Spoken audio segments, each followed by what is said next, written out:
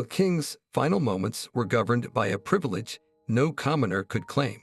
This is the story of the execution method reserved solely for monarchs.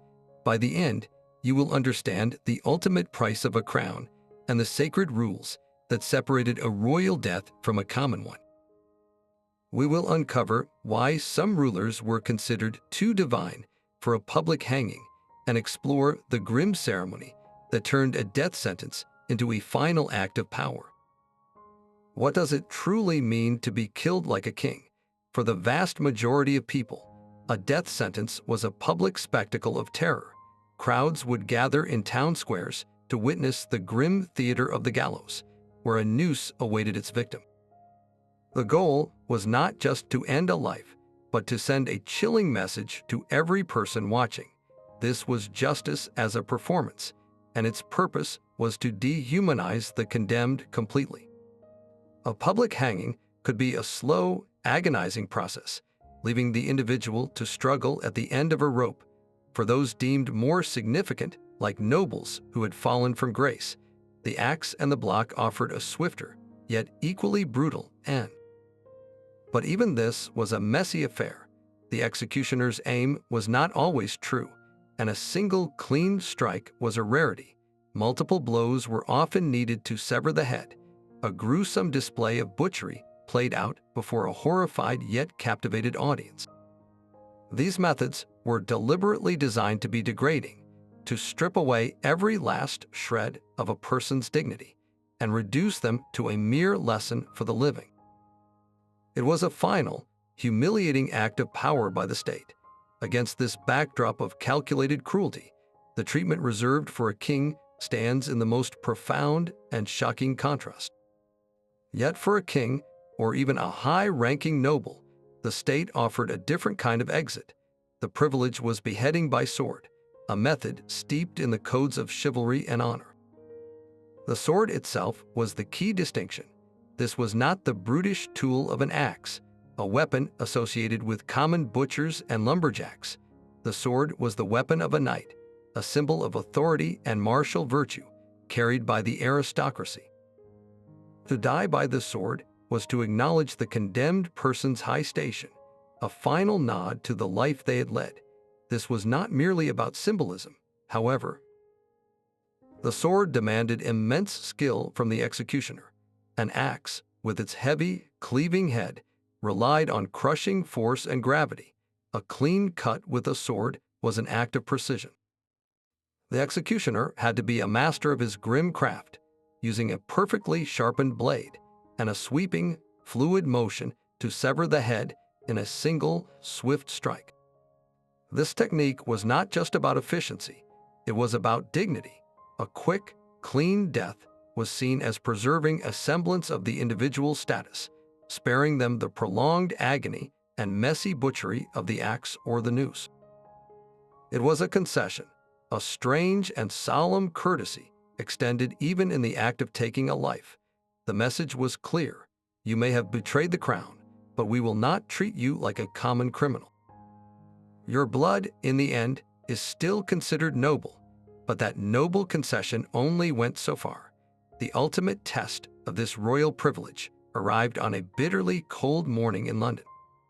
King Charles I of England stepped onto a black-draped scaffold, a king condemned to die not by a foreign enemy, but by his own people. His reign had been consumed by the English Civil War, a brutal conflict that pitted the crown against Parliament. After his defeat, Charles was put on trial for treason, a charge that was itself a revolution. No one had ever dared to put a sitting monarch on public trial. The very act challenged a foundation of society, the belief that a king was appointed by God and answerable to no earthly power. The verdict was a foregone conclusion, and he was sentenced to die. On January 30th, 1649, a scaffold was erected outside the banqueting house in Whitehall, a place once synonymous with the grandeur and masks of his court. It was now the stage for his execution. As he faced the crowd, Charles delivered a final speech, declaring himself a martyr for the people's liberty. He then prepared for the blow. A famous story claims that on that freezing day, the king wore 2 shirts. He worried that if he shivered from the cold, the watching thousands would mistake it for cowardice, a final, unacceptable humiliation. This small, human detail speaks volumes about the immense pressure of that moment. Every gesture, every breath was loaded with meaning. When the axe fell, it did more than sever a head. It shattered an ancient political doctrine known as the king's 2 bodies. This was the belief that a monarch had 2 forms, a physical body that was mortal and fallible, and a political body, the crown itself, which was eternal and divine. By executing the man, Charles Stuart, the Parliament had attempted to also kill the office, to prove that the crown was subject to the law. The echo of that single blow would reverberate for generations, leaving a permanent crack in the idea of unquestioned royal authority. Nearly 2 decades after King Charles lost his head, another royal scaffold was built, this time within the grim walls of Fotheringhay Castle. Here, Mary, Queen of Scots, met her end in a spectacle that was meant to be the ultimate display of English justice, but which quickly unraveled into a scene of profound chaos and strange, heartbreaking intimacy. Mary was a Catholic monarch in a Protestant England ruled by her cousin, Queen Elizabeth I. For years, she had been a living, breathing political crisis, a figurehead for every Catholic plot to seize the English throne. Her very existence was a threat, and Elizabeth, after much agonizing delay, finally signed the death warrant. Mary's execution was granted the privilege of a private beheading, a nod to her royal blood, but the reality was far from dignified. As she knelt at the block, draped in black, the first swing of the axe was not the clean, merciful strike the method promised. The blade bit deep, but it did not sever. The executioner had to raise the heavy tool a second time. The story goes that with the second brutal chop, her head finally came loose. In a final, shocking breach of protocol, the executioner reached down, grasped the head by its hair, and held it aloft for the assembled witnesses to see. But as he did, the head tumbled from his grip and clattered onto the wooden stage. The auburn hair came away in his hand, revealing the short, gray hair of a woman in her mid-40s. It was a wig. The crowd, already tense, was left in stunned silence, confronted not with the triumphant symbol of a defeated enemy, but with the vulnerable, mortal reality of the person they had just killed. But the indignities did not end there. As the executioners moved to strip the body of its outer garments for burial, a small, whimpering movement was discovered hidden within the thick folds of Mary's voluminous skirts. It was her small terrier dog, who had secretly followed her to the scaffold and hidden itself in the fabric, now refusing to leave its mistress' side. This tiny, loyal creature, trembling amidst the blood and the horror, presented a more powerful image than any state-sanctioned ceremony ever could. It spoke of a love and a bond that transcended politics and power, a stark contrast to the cold, calculated butchery that had just taken place. The case of Mary Stuart reveals a brutal truth. The so-called privilege of a royal execution was often a thin veneer, a performance that could collapse at any moment into gruesome error. It proved that even for a queen, the promise of a dignified death was no guarantee against the grim, messy reality of the axe.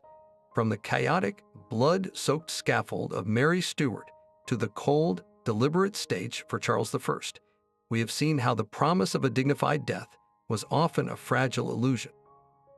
This journey from the common gallows to the exclusive block reveals a profound and unsettling truth. The method of execution was never just about ending a life.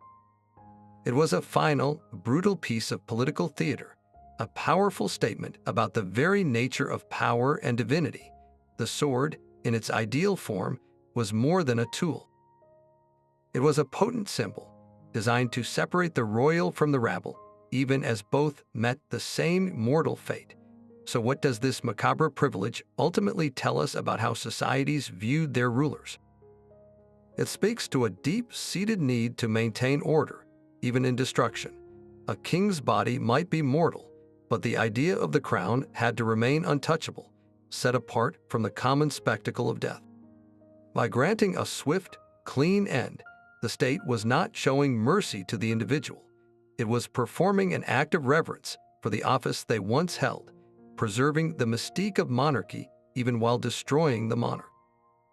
This grim ceremony was the ultimate confirmation of their elevated status, a final, chilling reminder that in life and in death, they were considered a breed apart. Which of these royal executions do you find the most shocking?